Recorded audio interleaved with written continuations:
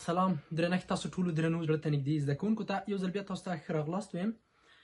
لکه څرنګه چې تاسو ته معلومه ده زموږ د انګلیش درسونه په همدې چینل کې تاسو ته هر یو ورځ بعد د ماسپښین په 2 بجو د افغانستان په ټایم اپلوډ کیږي. نو تاسو څخه مو ویل د همدغه ویډیوګان تعقیب کړئ. اګر چې نن زه لږ څه مریض هم وم او بیا هم ما وغوښتل چې باید د برنامه داسې شاته پاتې نه سي، باید مخته لاړ شي. څومره چې کیږي زه باید کوشش پکې وکړم مخته لاړ شي. نو ان شاء الله موږ په هر حالت کې ان شاء الله دا موږ وعده کړی ده چې په هر حالت کې موږ راځو او تاسو ته به درس چمتو کوو. حد اقل یو درس به چمتو کوو، تاسو ته به رسوو. خو له تاسو څخه مو هیله ده چې همدغه ویډیوګانې در سره لایک کوئ او دا چې زه وایم چې شیر کوئ د نورو ملګرو سره. حتما ان شاء الله چې تاسو هم ترې زده کیږي او کوم اخر کې ډاونلوډول هم دا هم تاسو خپل کار ده، ځکه هغه تاسو سره همیشه بدون له انټرنیټ څخه هم پاتې شي. راځو نن درس زموږ د په ګرامر کې پاست کنټینیوس ټینس تشریح کوو. موږ په ګرامر کې زمانې شروع کړې دي. زیاتره ورونو ماته هم دا میسج کوي چې استاد موږ په زمانو کې مشکل لرو، موږ نسو کولی د انګلیش زمانې په پوره طریقې سره زده کړو. هر ځای کورس ته چې لاړ سو موږ ته یو رقم تشریح کوي، یو بل رقم. خو ما یو داسې طریقې تاسو ته ښودلې دي او داسې ویډیوګانې ما تاسو ته درکړي که چا یو ځل کتلي وي زه باوري وایم هغه به نور په زمانو کې کوم مشکل پیدا نه کړي.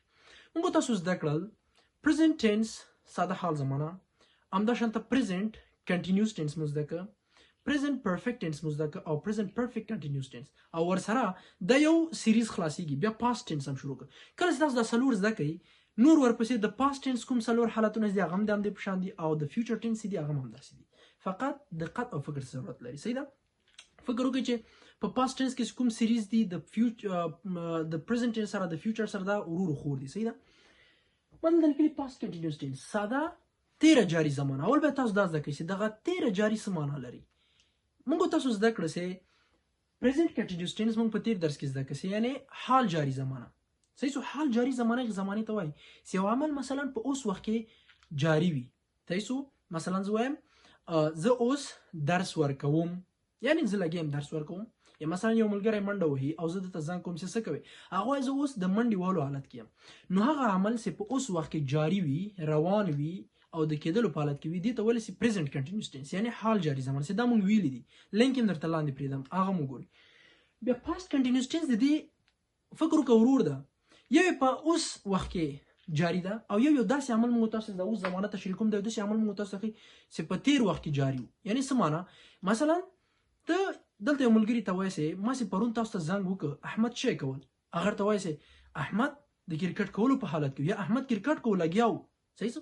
یا مثلا زه تاسو وایم چې ما پرون تا ته زنګ وکړ تا څه کول، ته ولا مونږ پرون ډوډۍ خوړله، یعنی داسې نه چې مونږ ډوډۍ خوړلې وه یا خورو، نو یعنی د خوړلو په حالت کې پرستا مونږ زنګ وکړو. یعنی دا یو ډیره مهمه زمانه ده، یو داسې عمل چې په تیر وخت کې جاری وو. صحیح سو؟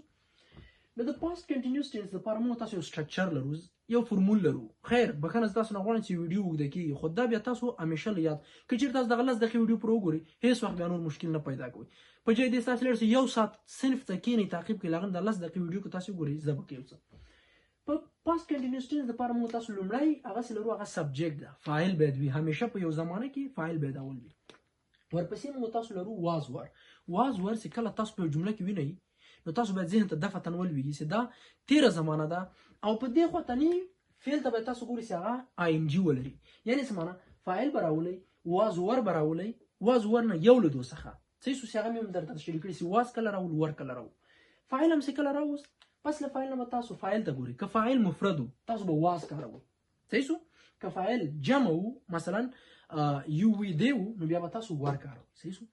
او ورپسې به فعل لیکئ، بیا به دې فعل ته تاسو آی ان جی ورکوئ. هر فعل چې آی ان جی ولر اخر کې اصلي فعل سره اخو آی ان جی اضافه هغه جاری حالت کوي. صحیح ده؟ او بیا به اخر کې کمپلیمنٹ یا بعض آبجیکټ ورته ویل یعنی تکمیل کوونکي د جملې. صحیح سو؟ بیا بل څه په دې کې څه دي؟ اوس خو دا ما تاسو ته د تیرې جاری زمانې وښوده. حال جاری زمانه هم همداسې ده، سبجیکټ ورکړه دغه واز ور په ځای باندې دلته چې وکاروه از ام آر. صحیح سو؟ از یا ام یا آر. کله تاسو زمانه کې یا از یا ام یا آر وینئ نو پوه دا حال جمله ده، د خواطنۍ فعل کې چې آی ان جی ولره حال جاری ده. نو بس د دې واز ور په سر سره کې تاسو یا از یا ام یا آر وکاروئ او نور هم دا ورب ان جی ورکې کمپلیمنٹ ورکې دا ساده حال جاری زمانه ده. اما که چیرې دغه از ام آر په ځای واز ور راسي دا بیا تیره جاری زمانه ده. ان شاء الله چې پوه شئ.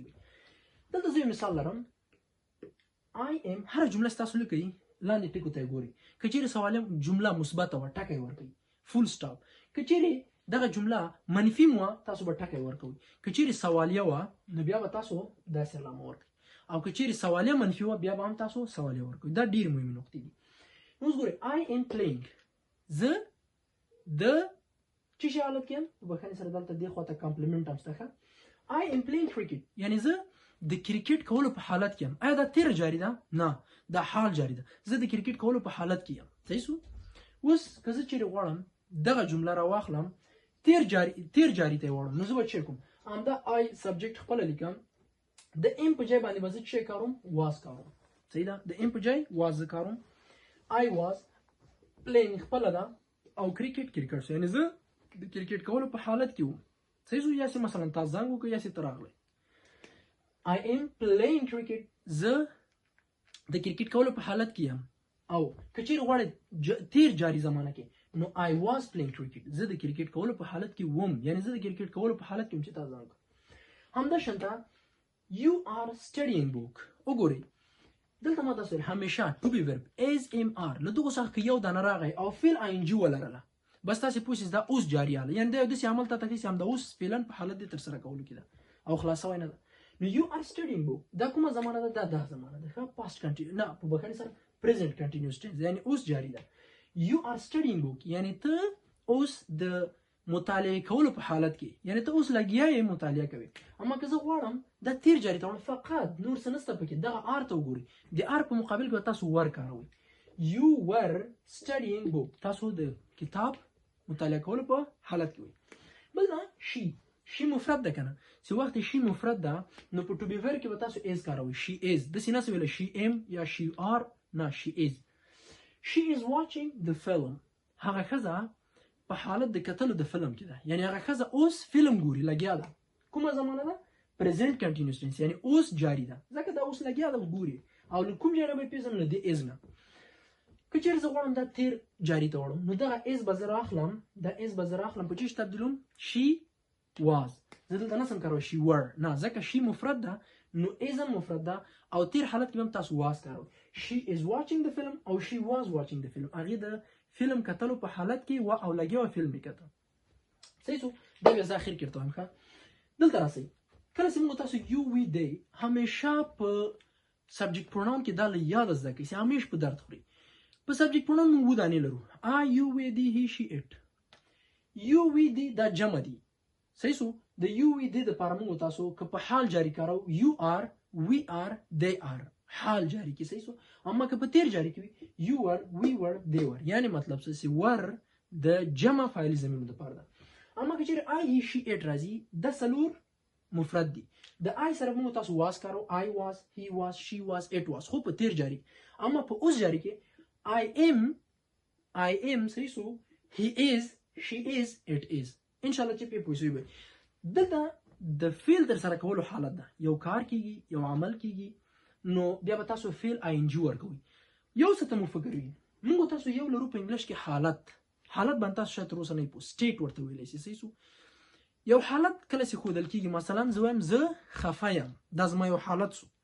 زه ستړی یم، زه خوشحال یم. صحیح شو؟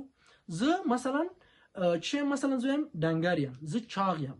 یعنی کله چې د یو کس حالت ښودل کیږي نو بیا په هغه صورت کې موږ تاسو دغه is نسو تبدیلوی، صرف دومره تبدیلوی چې ووایو is په تیر حالت کې کولی شو she was مثال she is لیلا، هغه لیلا ده. زه دلته داسې نه وایم she is د دغه نوم واخلم ing ته یې وړم، نه کېږي ځکه د حالت ده. she is لیلا زه دې کې زه داسې ویلی سم she was لیلا. صحیح شو؟ یا مثلا زه he is sad، هغه خفه ده. دغه is یو حالت شو. صحیح ده؟ دا حالت درته ښیي چې هغه کس خفه ده. زه دلته نسم کولی چې وایم he is sudding، نه د is غلطه ده، په صورت نه کې ته صرف دومره حق لرې چې وایې هغه خفه و بیا به ویلی چې he was sad، یعنې ته نس کولی دغه sad حالت چې ده دغه ing ته واړی. په خبر به انشاءالله پوه شوي. او بل مثلا they are happy، هغوی خوشحال دي. دلته ته نسې کولی چې وایې they are happying، نه غلط ده ځکه دلته موږ تاسو حالت کې چې هغه خوشحال ده. صحیح شو؟ نو که چیرې یو حالت موږ تاسو لرو که زه چیرې وایم چې هغوی خوشحال وو نو بیا زه چې they were happy، هغوی خوشحاله وو. انشاءالله څه پکې نشته ده، فقط present continuous tense او past continuous tense سره ورور او خور دي. پاست کنټینیوس ټینس کې به ته فقط واز ور له فعل آی ان جی سره او په حال جاری زمانه کې به ته از مار نه کار اخلي او هغه ورب آی ان جی وي نو ان شاء الله چې پری پوي سوي وي بیا هم که څوک نوی پوسوي ویډیو بیا وګورئ چې تاسو یو څه ترېنه اخذ واخلئ او یو څه ترېنه زده کړئ تر بل درس چې بیا راځم ټول په لوی بخښونکي خدای سپارم او یو څه چې تر ټولو مهم دی تاسو څخه مو هیله ده چې همدغه چینل کې زموږ د ګرامر 12 زمانو کورس ته ده ګورئ تاسو کله لاړ شئ چینل ته پلی لیسټ وکړئ پلی لیسټ کې هلته تاسو ډایرکټ راځي چې کوم بخښونه هلته اپلوډ شوي دي د 4000 لغاتو د خبرو اترو د ګرامر برخې د همدا شانته د ابتدایي انګلیسي درسونه دا ما پلی لیسټ پکې جوړ کړي دي نو وخت مو ډیر نه نیسم په دې نه چې اوس مو زده کړي تر بیا چې زه راځم ټول په لوی او بخښونکي خدای سپارم د خدای په امان